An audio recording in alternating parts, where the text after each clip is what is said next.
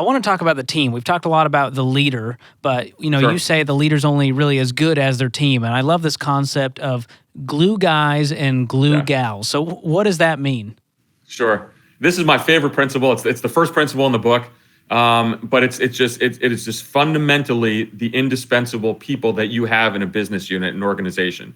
And there's going to be those, and they're not going to be necessarily your sales leaders. It's not going to be, if you're a Navy SEAL, the one who's kicking the door down, or for a CIA, a case officer. It's identifying fundamental, indispensable members of your team, and very likely behind the scenes. And what do you do with them? And I learned this later on in my career. I wasn't good at this at first, but what you do a couple things. One is, you certainly celebrate them.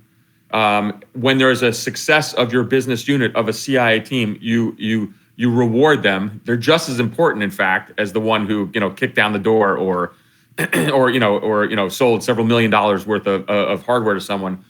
But the key part is that you use them in your planning processes, and that's something that I use that I learned very late. I remember we used to have leadership team meetings at the CI station. I'd want my operations officers there. These are my door kickers.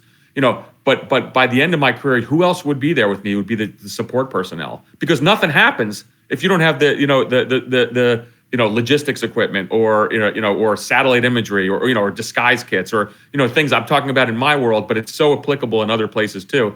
And so I love that concept of the glue guy and the glue guy. I gave this speech to a high school football team one time, and there was a quarterback. He was the resident kind of stud quarterback, and a high school team was going off to play Division I football. And I asked him, I said, "Who's your glue guys?"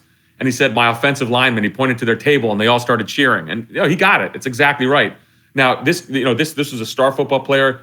He's going off to big time football, but he doesn't get any of this if his offensive line isn't good. And so what I love challenging listeners, readers, people I talk to, corporate clients is ultimately tell me who your glue guy or glue gals are. And I love seeing when people kind of think back and they sit back and they think, well, yeah, that makes a lot of sense because these people in the back, 100%, nothing happens without them. I mean, the first thing people always say is the IT staff. Well, of course, that's right. The IT staff in a company is always getting yelled at because the computers don't work or the system's down. But you know what? Just think about that. And any success of that unit is because of the IT staff. So I love this concept, and I think it really resonates. And if you're a smart leader, you're going to really promote these people, and then you're going to have a lot of success down the line. And ultimately, when times are tough, that unit you have, when there's ambiguity, lack of situational awareness, they're going to perform better because you have that kind of cohesive unit, including the support personnel in the back.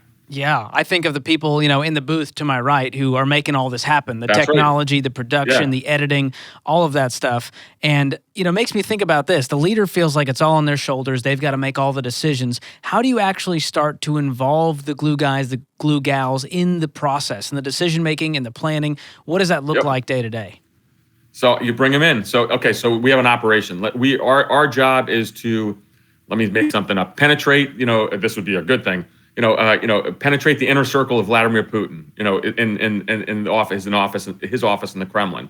So you get people together and you say, all right, how are we going to do this? Clearly you have your operations officers, maybe you have your targeters. They're trying to figure out who the right person is that the U.S. government wants to recruit. But who are the glue guys and the glue gals? Well, they're the ones who are going to have to procure the disguise kits for our officers to go overseas, or perhaps false passports, things like that. And so, but it's involving them in the planning process from the beginning. And everybody is always surprised because so often that glue guy or the glue gal has the key to everything that we just haven't even thought of. And so it's involving them. The other piece I would always talk about is when we run an operation, I bring the finance people in. Money doesn't just grow on trees. We want to run an operation. I think it's the greatest thing in the world. I've forgotten to include the finance chief, who's like, "Hey, we don't have any money for that." So bring them in at the very beginning too. It's such an easy concept, but it's all about kind of planning. So it's rewarding them, but even more important, it's involving them in the entire planning process. So bring them in early on, make them feel like Absolutely. they're a part of it because they are.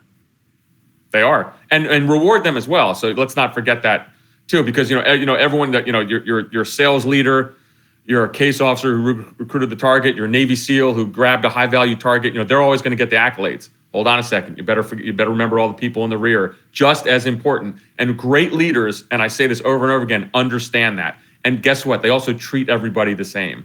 You might have your superstars. You better, as you're walking around your office, how you greet people, how you talk to them, who you spend time with, it better be equitable. If you're a smart leader, that's what you do. Yeah, that's so true. And you have this concept of employing the dagger, because we're talking about recognizing your team, making sure that you're rewarding them. You talk about, having healthy competition. What does employing the dagger mean? It sounds very aggressive. It doesn't sound like something I want to be a part of. No, so what a great question. This is really important because when I wrote this book, a friend of mine, in my world, in the special operations intelligence world, said, "Okay, this is great. We're all going to love this thing, but you have to make this applicable to other subsets of people." I said, "Who?" He said, "Librarians." And I said, "I'll never forget this." As I wrote the book, as I talked about the principles, I never forgot that idea that this can't be this kind of book only designed for kind of type A, alpha male, alpha female, extroverts. Not at all. And so when I talk about employing the dagger, it's encouraging healthy competition because everybody does rise. So what did I mean by that? So in a CI station, if we had a successful operation, I would go out in the street and buy like a little $10 dagger. I call it employing the dagger because it was in the Middle East. And I would give it to individuals who succeeded. I did so, of course, to everybody, not just the case officers, the kind of the door kickers, but I would do it to support personnel, everything we just talked about. But what happened is it fostered this, it's a $10 dagger. This is not a bonus.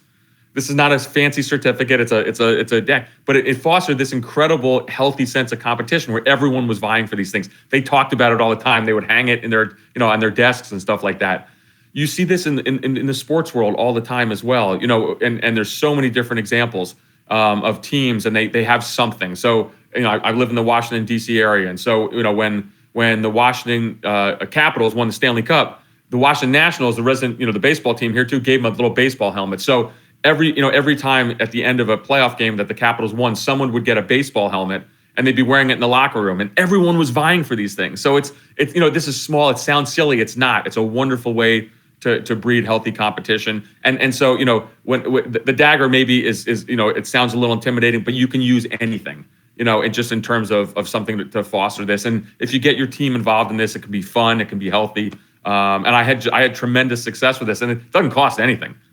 Yeah, I've seen that happen on the EntreLeadership team and many other teams here at Ramsey.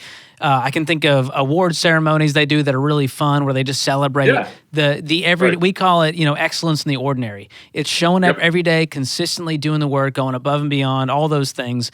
And it really goes a long way because people feel that pride in their work. When you recognize that in front of their peers, it lights people up. Even more sometimes than, a raise would. And so I love that idea of employing the dagger.